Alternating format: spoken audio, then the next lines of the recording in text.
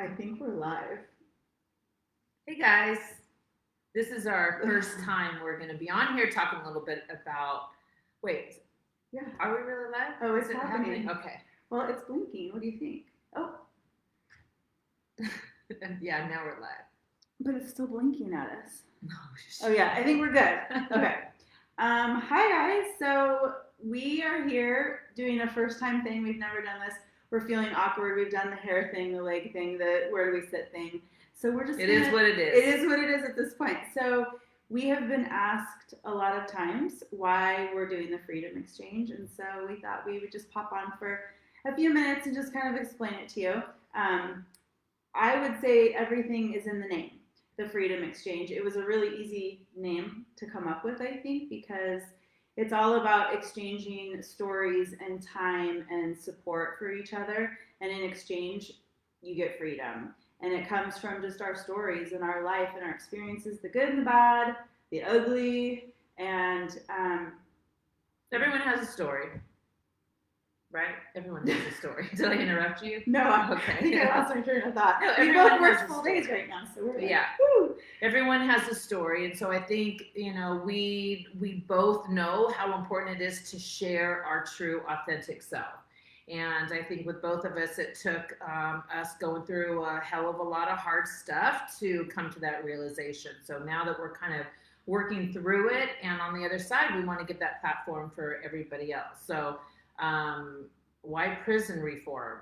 I know, Allison, you've raised 3 kids. You owned and operated a hotel for 25 years, and you have your own coffee truck that you started that business. So you could be talking about a million different things. So why prison? Why prison reform? Yeah, I think most people don't know this part of my story. Even if you've been in my life a long time, it's not something I've talked about because it never was something I talked about as a kid. But when I was 12 years old, my dad went to prison, and the very last thing he said to me the last time I saw him before he left was that you don't need to talk about this with anybody, Allison. And I didn't know what that meant at the time, but it definitely like put something inside of me. And I think I know now it was shame that we're embarrassed of this story. We're embarrassed of what happened to my dad. And I'm very loyal. I want to be loyal to my dad because I love him. And he probably thought he was protecting you. There's no reason to talk about it. Maybe you would say it just as to your girlfriends as a kid, but then he maybe thought that would protect you a little bit. Maybe. And I think for my mom, I've recently asked my mom about this. Like, I lived with my stepdad and my mom, and I thought, why did we never talk about this? Why did we just kind of move on with life like everything was fine? And she said, I just thought that if I gave you everything else you needed in life, that I took care of you and I gave you a good home and a good family, that it would kind of fill that hole. And with great intentions, that was the thought, and I get it. Maybe I would have done the same thing. I don't know. And probably. And now I went through a life of trying to fill that hole in other ways, and it led me to kind of a big, hard, yucky fall a few years ago. And now I'm kind of in this place where the more I've shared what got me there and what's got me to where I'm at today, that's the freedom that comes from sharing your story and not hiding it. Like, my dad ended up dying alone and isolated from everybody because of the shame thing. And I just feel so compelled that we need to give a platform for people to share so we get rid of that frickin' thing called shame. And when I first met you, I didn't know about your dad. I thought, here's this gal. I had just gotten out of prison, and my sister and Allison were friends. And she said, can you help my sister who's coming out of prison? No one knew, including myself, how it was going to be. Excuse me.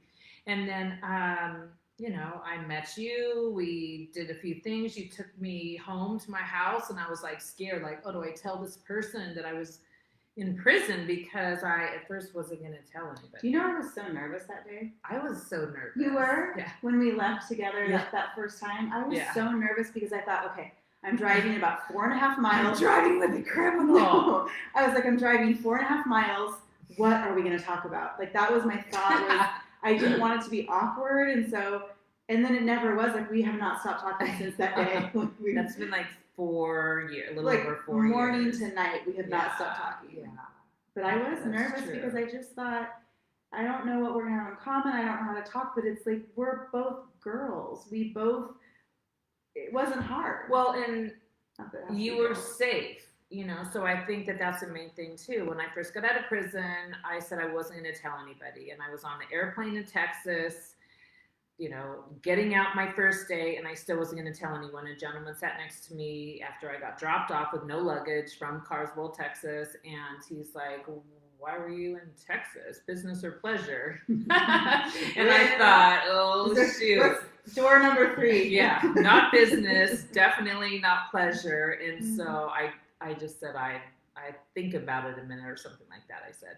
And so, there's no reason to tell anybody. Why would you tell anybody your darkest, shameful thing? I'm going to a new town so I can kind of reinvent who I am. And little by little, I realized telling a little bit about myself in a small, tiny ways each time, like with the stomach ache, thinking I'm going to get judged just because shame was so big. Now if I was in a plane and someone asked, about Texas, I would tell them I was in prison. I don't carry that as like a horrible thing. Isn't that totally freeing?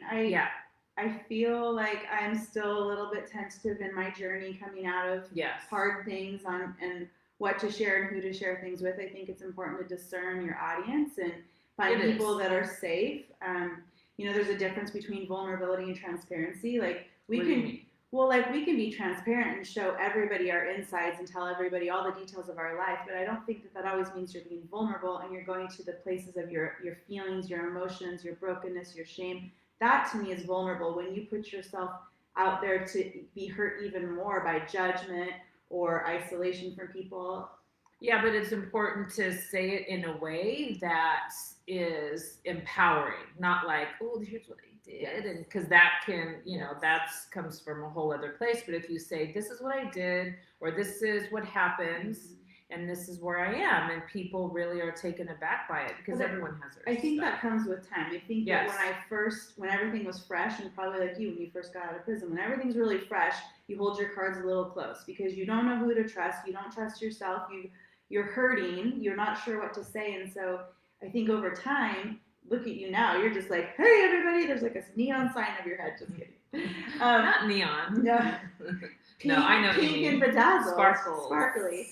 And for me, it's coming along, and I'm finding my voice and I'm finding my strength, and not so much apologizing at this point, but just really being grateful for what I've learned and where I've come from. And we always think, I wish I could take that back, but I honestly will say right now, I am freer today than I've ever been, and I unfortunately had to go through something to get here, which is typical. So I wouldn't give it back because I'm so grateful for the freedom I have today. Yeah, it's funny because people would say, because I do feel so free now, they're like, would you go through that same thing again? And I don't think I would. You were offered an opportunity to go through it again. To go back again. What's that show? What was it 60 called? Days In? 60 Days In. Yeah. Yeah, they wanted me to go back. It's like $1 million or something. I'm like, no, they don't pay you nothing. They don't pay you anything. I said, if you've been to prison, why would you go back there for free? No, but because we forget about all the trauma that's in prison, and because we get through it, people get through anything, but we forget about the stuff until you see a movie. I just saw that movie Monster, and it, thinking about in court and strip searches and family, and it's horrific and painful. So I can sit out here and say, yeah, I've been in prison, but it's really just a process. And the fact that, like I said, that you could share with people that you're safe with, it's really important. And safe people too to share your joy with, to say, hey, I'm afraid, but I'm doing it anyway, and say I'm afraid, and you tell your people, you do to me, you do for me, which I think was done to you, is somebody has encouraged you, whether it was in prison or through different counseling things, whatever it's been, you've had words of encouragement and perspectives that have helped you move past stuff. And you've shared that with me. And now I find myself 3 years through, how would I say that? 3 years through my pain.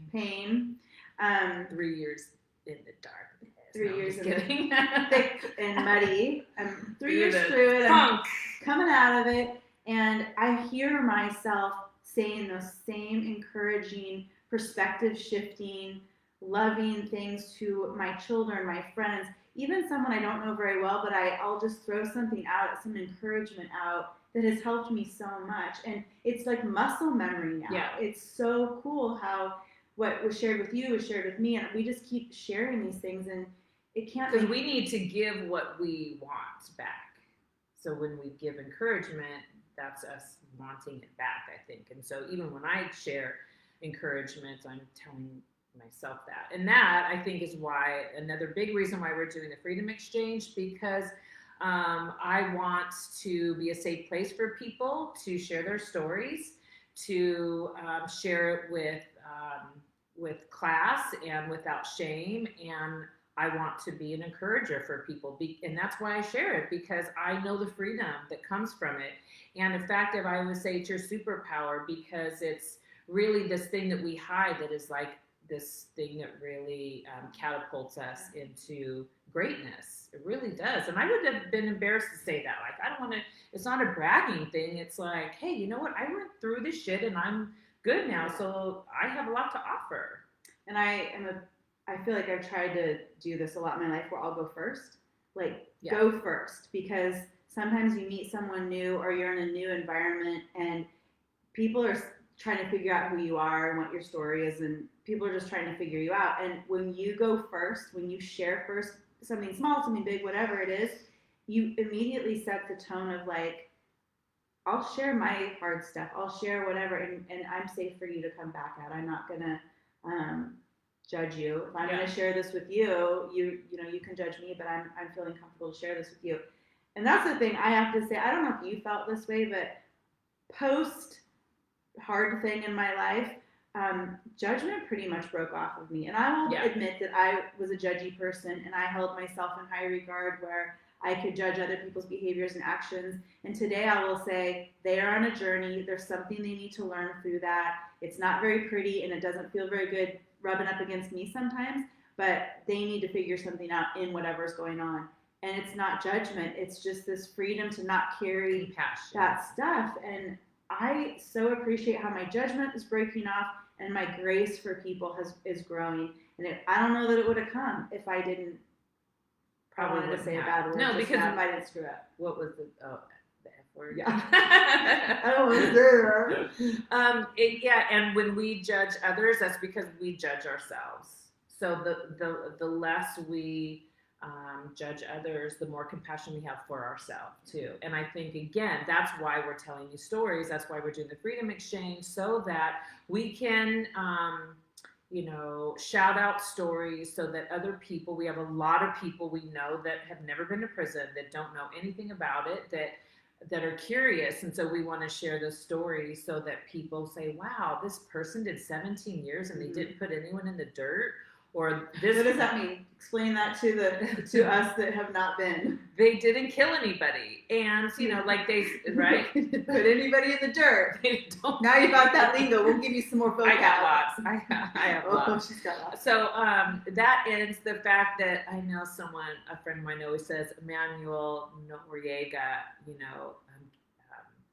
provided drugs to a whole country and got less time than so many people. So those are the kinds of things that we want people to be aware of and go, what's going on? That's why we do a lot of work in our own advocacy, and we do legislation. We'll talk about all that. So I don't know how much time that we've been on here for. We should close because we wanted to keep this simple so we can do it more and that people don't just tune us out, because Kristy and I do this all the time. This is what we do, and we thought we would share it. We hike at night and just blah blah all the time, but it's really it's what saved me, and it's what's healed both of us. And it almost didn't save us last Halloween when we got lost on Roxanne. If you're local, you know where that is. Not a hard hill to get lost on, but we chatted our way into getting lost, and we had to call the police. We got rescued. And we got rescued on Halloween in the dark, and it was a blood red moon, right? Yes. And I had 1% juice. It was Oh a my crazy God. night, and we ended I up was afraid. sitting. So they had to hike down to us. We ended up sitting in their police car so they could drive us back down to our car. And Kristy looks over at me. She says, "I'm not very comfortable. The last time I was in a police car." So you And never I was know. like, "Oh my gosh, I feel so honored. I get to be in a cop car with Kristy."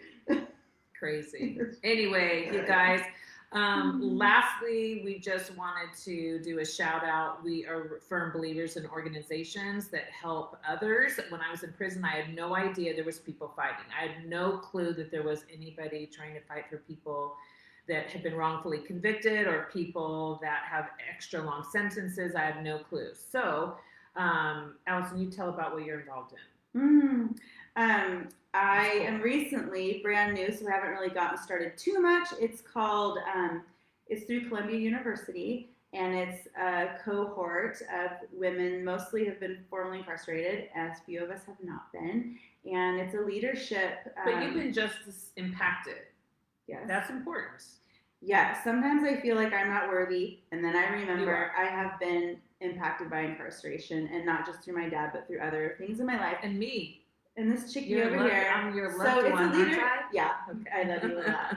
So anyway, it's a leadership cohort. They're going to teach me all sorts of really, really cool stuff because I'm hoping my world moves into full-time advocacy. And that's my heart. That's my want. I'm in a season of my life. Like, bring it. So if anybody out there's got a job for me, let me know. Yeah, we got that. And I am involved in Faces of Women in Prison, which is part of a project with Topeka Sam's and the Ladies of Hope Ministry. They do amazing work for women and girls that have been affected by incarceration. So that's a cool thing. And so there's so many other people that we'll talk about each time, but we just wanted to do a quick little, who are we and why should you tune into us? And we have a lot to say. We have a lot that we've learned. Once you go to prison, you cannot unsee what we've seen, what I've seen. And I share with you a lot of that, and I appreciate you listening and being curious about it. And we'll keep bringing stories. We have David Garlock on Sunday. He's an amazing Twitter. You guys, if you haven't been on Twitter, it's a cool platform. That's where I got to know David. And so he's going to be here on Sunday. We're excited about him. It is. I don't even know the adjective for the story that you're going to hear. So it's a big one.